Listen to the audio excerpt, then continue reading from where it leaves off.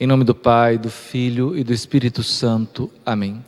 O capítulo 12 do livro de Números mostra Arão e Maria, irmãos de Moisés, questionando a sua autoridade. Começa dizendo assim: Maria e Arão falaram contra Moisés por causa da mulher cuxita, que ele havia tomado como esposa. Este então é o pretexto, a mulher estrangeira que Moisés havia tomado como esposa. Pretexto, porque não é o motivo principal. O motivo principal é aquele que se segue no versículo 2. E disseram: acaso o Senhor falou somente a Moisés? Não falou também a nós? Esta é a verdadeira razão do protesto de Maria e Arão, a autoridade de Moisés. Deus não falou apenas a eles, segundo o que eles estão dizendo, mas também eles são profetas, porque Deus lhes falou. Daí continua o autor sagrado: o Senhor ouviu isso. Moisés era o homem mais sofrido do mundo. Aqui o autor sagrado apresenta Moisés como o homem mais sofrido do mundo de então. Mais sofrido por quê? Porque levava sobre seus ombros o peso deste povo que Deus lhe confiou para que tirasse da escravidão do Egito e conduzisse até a terra prometida. Mais sofrido do mundo por quê? Porque até mesmo seus entes queridos, seus irmãos, como Maria e Arão, questionaram sua autoridade. O que nós vemos nestes 3 versículos, no entanto, é uma certa incoerência. Incoerência por quê? Porque o texto nos diz falou, quando na verdade eram 2 pessoas, Arão e Maria. Então, falou aparece no singular, mas são 2 aqueles que protestaram contra Moisés. Porém, nós vamos ver que esta crítica é feita a respeito de uma mulher que Moisés havia tomado para si, quando na verdade o que pretendem ambos é questionar a sua autoridade. Vamos ver que o castigo afeta somente Maria. O que este relato reflete em si? Reflete as tensões que existiam naquela época contra as excessivas pretensões dos sacerdotes, representados aqui em Arão, que é um dos que questiona Moisés.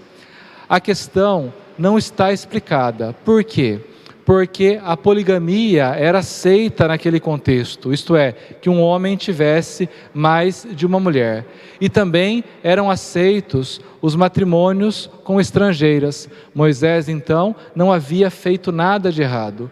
A questão da mulher cuxita, então, não é mais do que o pretexto que provoca a descarga dos ressentimentos acumulados por parte de Arão e de Maria, especialmente desta casta sacerdotal, pela autoridade que consideravam demasiada de Moisés.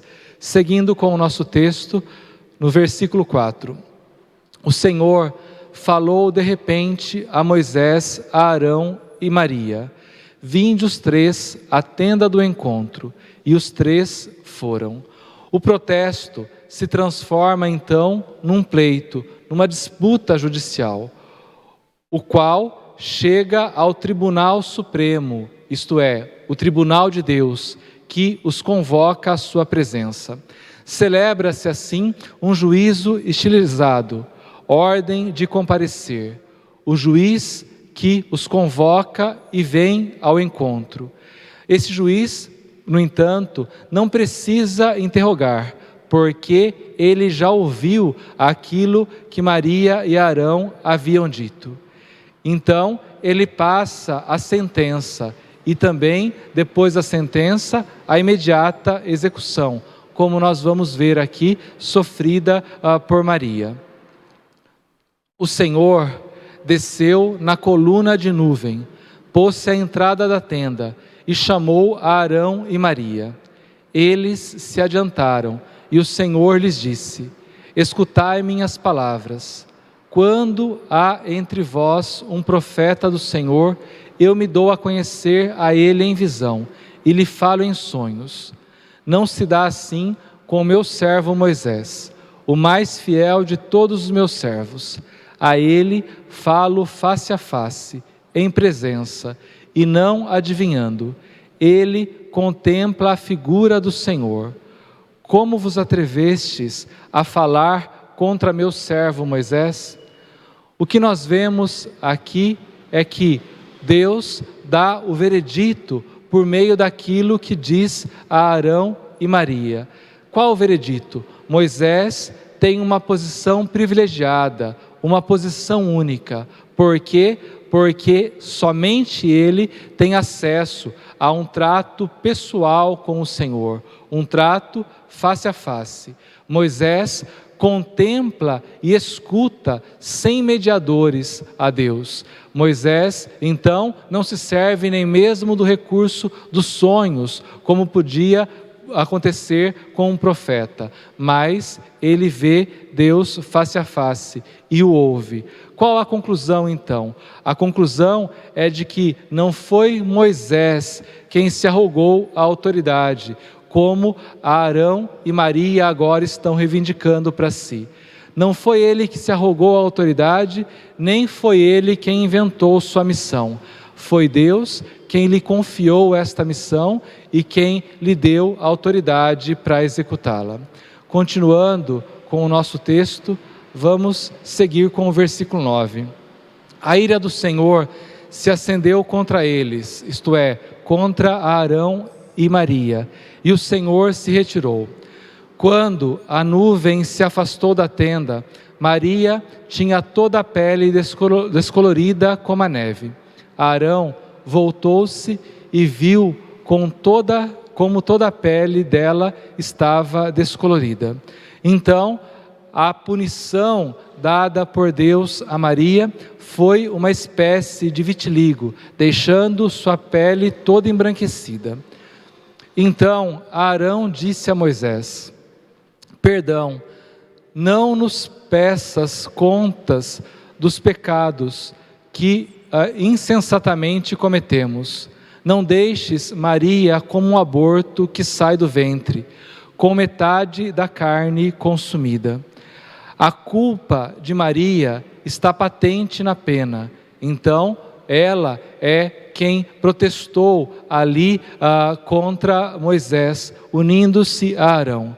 Arão se junta a ela na confissão do pecado, porque reconhece que também ele pecou contra o Senhor, pedindo perdão a Moisés.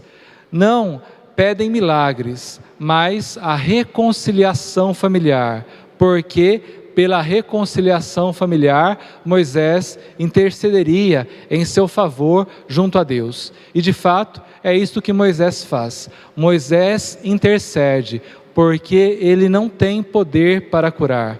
Apenas pode pedir a Deus que intervenha e cure Maria daquela pena que foi imposta a ela, tornando sua pele branca como a neve. Seguindo com o nosso texto, Moisés suplicou ao Senhor: por favor, cura. O Senhor respondeu: se o pai dela lhe tivesse cuspido na cara, teria ficado infamada 7 dias. Confinai-a 7 dias fora do acampamento, e no 7º seja novamente admitida. O que nós vemos aqui então? Que Deus dá a ela uma pena por infâmia, uma pena por infâmia de uma filha cometida contra o seu pai, porque Deus escolheu este povo e, consequentemente, cada membro do povo como seu filho primogênito. A pena se reduz, então, a 1 semana. E todo o acampamento, como vamos ver, espera que essa mulher se reincorpore de novo à comunidade. Dessa forma, a crise de autoridade se resolveu de maneira satisfatória, não pela repreensão, mas pela confissão do pecado cometido e pela reconciliação que Moisés aceitou da parte de Arão e da parte de Maria. Continuaram, diz o versículo 15, 7 dias fora do acampamento, e o povo não partiu, até que Maria se juntou a ele. Depois partiram de Azerote e acamparam no deserto de Farã. Desça sobre vós a bênção do Deus Todo-Poderoso, Pai, Filho e Espírito Santo. Amém.